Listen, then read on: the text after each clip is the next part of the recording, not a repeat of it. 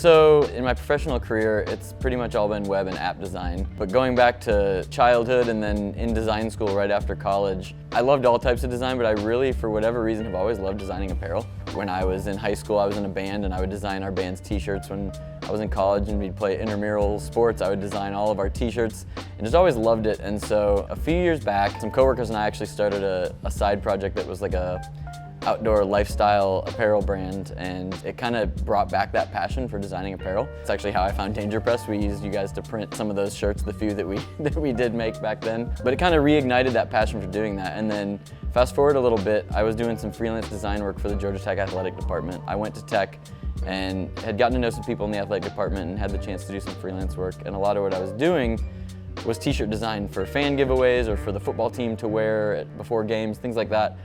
And I had seen for years, online and message boards and social media, all these things that people felt like was missing in the Georgia Tech apparel ecosystem, namely like the official shade of gold, which was really hard to nail down, and some marks that weren't being used. And so it led to a conversation with the athletic department of, hey, what would it look like, or could I become a licensee?